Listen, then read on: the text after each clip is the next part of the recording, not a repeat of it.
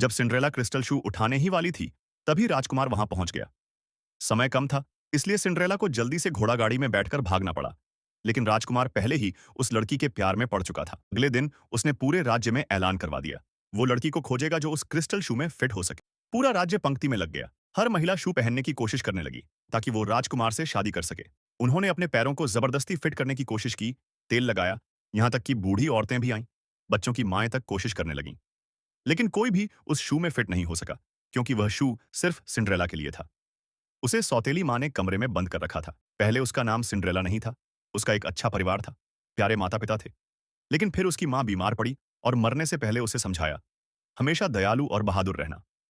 माँ के गुजर जाने के बाद सिंड्रेला बड़ी हुई और बेहद खूबसूरत लड़की बन गई। उसके पिता ने दूसरी शादी कर ली। सिंड्रेला ने भी पिता का समर्थन किया। सौतेली माँ अपने दो बेटियों को लेकर घर आई। जब पिता घर पर होते, वो ठीक रहती, लेकिन जैसे ही पिता बाहर गए, सौतेली माँ और बेटियां सिंड्रेला पर अत्याचार करने लगीं। उसका कमरा छीन लिया गया, उसे गंदे कमरे में रखा गया। जानबूझकर गिलास तोड़ देती और उससे सफाई कराती। फिर भी सिंड्रेला को अपनी माँ की बात याद थी, दयालु और बहादुर रहो। वह जानवरों से भी प्यार करती थी, चूहों को खाना खिलाती थी। एक दिन बुरी खबर आई, उसके पिता की मृत्यु हो गई। इसके बाद सौतेली माँ ने सारी जायदाद हड़प ली। अब सिंड्रेला को नौकरानी बना दिया गया। हर दिन उसे खाना बनाना पड़ता, लेकिन खाने की मेज पर बैठने नहीं दिया जाता। सर्दियों में उसे आग के पास सोना पड़ता।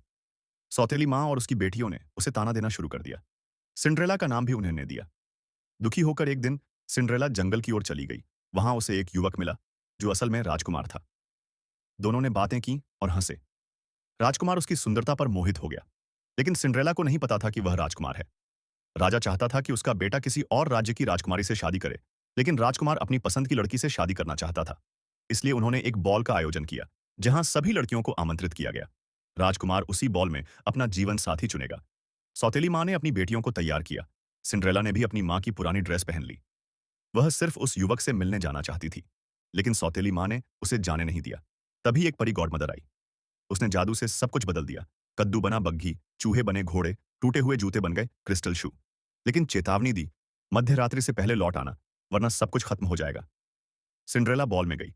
सबका ध्यान उसी पर गया। राजा चाहता था कि उसका बेटा किसी और से नाचे, लेकिन राजकुमार सिर्फ सिंड्रेला के साथ नाचा। बगिया में दोनों ने समय बिताया।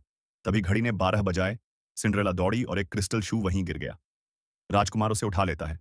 अगले दिन पूरे राज्य में शू ट्राई करवाया गया, लेकिन कोई लड़की फिट नहीं हुई। सौतेली माँ ने सिंड्रेला को छुपा दिया और उसका क्रिस्टल शू तोड़ दिया। राजकुमार खुद वहां आया, गाने की आवाज सुनकर ऊपर गया और सिंड्रेला को ढूंढ निकाला। अब सौतेली माँ के पास कोई बहाना नहीं था। आखिरकार सिंड्रेला ने अपना असली रूप दिखाया। राजकुमार ने उसे पहचाना और सिंड्रेला से शादी कर ली।